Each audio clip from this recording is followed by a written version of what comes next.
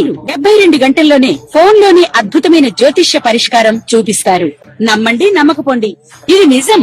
శ్మశాన కాళి రుద్ర చౌడీదేవి ఆరాధకులు నంబర్ 1 వశీకరణ స్పెషలిస్ట్ గురూజీ. మనిషి పుట్టుక నుండి చనిపోయే వరకు వచ్చే అన్ని క్లిష్టమైన సమస్యలకు పరిష్కారం ఇక్కడ లభిస్తుంది. విద్య, ఉద్యోగం, వ్యవహారం, స్త్రీ ప్రేమ, పెళ్లి, సంతానం, స్త్రీ పురుష వశీకరణం, భూవశం, భార్యాభర్తల కలహాలు, కోర్టు సమస్యలు, విడాకుల సమస్యలు, చేతబడి, అప్పుల బాధ, ఇంకా మీకు ఎలాంటి సమస్యలు ఉన్నా 72 గంటల్లోనే. శ్రీమన్ మహాగణాధిపతయ నమః. సాయినాథ పరబ్రహ్మణ్య నమః. ప్రస్తుత కాలంలో ఈ యొక్క ఏప్రిల్ మాసంలో ఒక్కొక్క రాశుల వారికి 12 రాశులకి ఎటువంటి శుభాశుభ ఫలితాలు జరగబోతున్నాయి, ఎటువంటి జాగ్రత్తలు తీసుకోవాలని వివరంగా జ్యోతిష్ శాస్త్ర ప్రకారం తెలుసుకునే ప్రయత్నం చేద్దాం. అందులో భాగంగా ద్వాదశ రాశుల యొక్క సంచార ఫలితాల గురించి తెలుసుకునే ప్రయత్నంలో మేషరాశిలో 14వ తారీఖు నుండి ఈ నెల రవిగ్రహ సంచారము, అదేవిధంగా బుధుడు 30వ తారీఖు వరకు సంచరిస్తున్నాడు. 19వ తారీఖు నుంచి వృషభ రాశిలో శుక్రగ్రహ సంచారము, మిథునంలో గురువు సంచారము, సింహరాశిలో కేతుగ్రహ సంచారము, కుంభరాశిలో రాహుగ్రహ సంచారము, అదేవిధంగా ఏప్రిల్ 2 నుంచి కుజగ్రహ సంచారం మీనరాశిలోను మరియు శని భగవంతుని సంచారము జరుగుతూ ఉన్నాయి. ఇక ఒక్కొక్క రాశుల వారికి గ్రహ గమనాలను ఆధారం చేసుకుని వివరంగా తెలుసుకునే ప్రయత్నం చేద్దాం. వృషభ రాశి. ఈ యొక్క వృషభ రాశి జాతకులకు ప్రస్తుత కాలంలో శుక్రుడు లగ్నంలో స్వక్షేత్రాధిపతి అయ్యి సంచరిస్తున్న కారణంగా కుటుంబంలో శుభ కార్యక్రమాలన్నీ అనుకూలంగా జరుగుతాయి. విందు వినోద కార్యక్రమాల్లో పాల్గొంటారు. నూతన కార్యక్రమాలను చేపట్టడం జరుగుతుంది. ఆర్థిక పరమైన లావాదేవీలు విశేషంగా యోగిస్తాయి. ధనస్థానంలో గురుగ్రహ సంచార ఫలితంగా మీ యొక్క మాటకు చాలా విలువ పెరుగుతుంది. ఎవరైతే మిమ్మల్ని వ్యతిరేకంగా దూషించారో వారి తప్పు తెలుసుకొని మిమ్మల్ని క్షమాపణ అడిగే సమయం ఇప్పుడు ఏర్పడబోతుంది. కాబట్టి ఈ యొక్క వృషభ రాశి వారు ధైర్యంగా ఉండవచ్చు. విద్యార్థులకు మాత్రం విద్యకు సంబంధించిన ఆటంకాలు కలగకుండా తగు శ్రద్ధ చూపడం తప్పనిసరి అన్న అంశాన్ని తెలుసుకోవాలి. షష్టమ స్థానంలో సంచరిస్తున్న చంద్రగ్రహ సంచార ఫలితంగా ఈ యొక్క మాసం ప్రారంభ కాలంలో కొంత ఆరోగ్య రీత్యా కానీ మానసికంగా కానీ ఏదో ఒక చిన్న చిన్న సమస్యలు ఎదురయ్యేందుకు అవకాశం ఉంటుంది. ప్రతి ఒక్క విషయాన్ని ఆలోచించి ముందడుగు వేయాలి. రాజ్యస్థానంలో సంచరిస్తున్న రాహుగ్రహ సంచార ఫలితంగా రాజకీయ నాయకులకు నూతన అవకాశాలు చోటు చేసుకుంటాయి.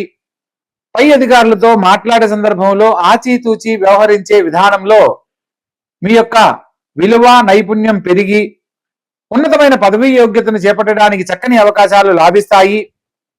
లాభస్థానంలో సంచరిస్తున్న శని భగవంతుడు మరియు కుజగ్రహ సంచార ఫలితంగా పొలిటికల్ గా రాణించాలనుకున్న వారికి చక్కని అవకాశాలు, ప్రజల యొక్క మన్ననలు పొందడము, భూ సంబంధమైన వ్యవహారాలలో విశేషమైన లాభాలు పొందడానికి ఇది అనుకూలమైన కాలంగా చెప్పడం జరుగుతుంది. ఎవరైతే రియల్ ఎస్టేట్ రంగంలో ఉన్నారో భూమికి సంబంధించిన క్రయ విక్రయాలకు సంబంధించిన వ్యాపార రంగాల్లో లాభాలు సాధించాలనుకున్న వారికి ఇది అత్యుత్తమమైన సమయంగా చెప్పడం జరుగుతుంది. అదేవిధంగా భూమి కొనుగోలు చేయలేక లేదా ఎవరైతే సొంత ఇల్లు కలగంటున్నారో అటువంటి వారందరికీ ఈ యొక్క మాసము కలలు నెరవేర్చుకోవడానికి అద్భుతమైన మాసంగా చెప్పడం జరుగుతుంది. భూగృహ వాసాన్ని పొందే యోగ్యత లభిస్తుంది. ప్రత్యేకంగా వ్యయస్థానంలో సంచరించబోతున్న రవి మరియు సంచరిస్తున్న బుధగ్రహ సంచార ఫలితంగా ముఖ్యమైన పనుల్లో పెట్టుబడులు పెట్టే విషయాల్లో ఆలోచించి నిర్ణయం తీసుకోవాలి. తొందరపాటు పనికిరాదు. తండ్రి గారి ఆరోగ్యం పట్ల శ్రద్ధ వహించాలి.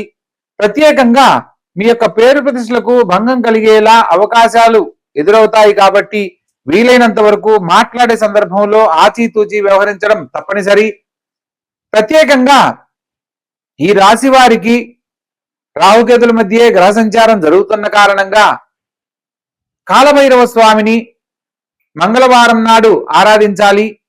లేదా శనివారం నాడు కూష్మాండ దీపంతో ఈ యొక్క కాలభైరవ స్వామిని ఆరాధిస్తూ కాలభైరవ అష్టకాన్ని ఎవరైతే స్మరణ చేసుకుంటారో వారికి వంశపారంపర్య దోషాల వల్ల జరగవలసిన శుభ కార్యక్రమాలు ఆలస్యం అవుతున్న ప్రతి ఒక్కరికి సకాలంలో శుభ కార్యక్రమాలు నెరవేరడమే కాకుండా ఆనందకరమైన జీవితాన్ని పొందడానికి చక్కని అవకాశాలు లాభిస్తాయి.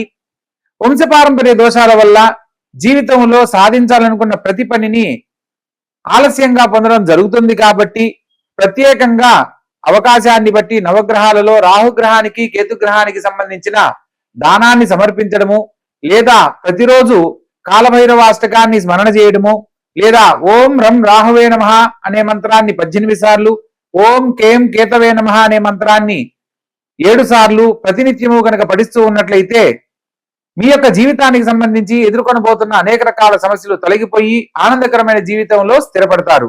శుభం భూయాత్. కన్యారాశి. ఈ యొక్క కన్యారాశి జాతకులను కనుక మనం పరిశీలించినట్లయితే లగ్నాధిపతి, లగ్న రాజ్యాధిపతి అయిన బుధుడు అష్టమ స్థానంలో సంచరిస్తున్నాడు. కాబట్టి ముఖ్యమైన పనుల్లో ఆరోగ్య విషయంలో ఒకటి జాగ్రత్తలు పాటించాలి.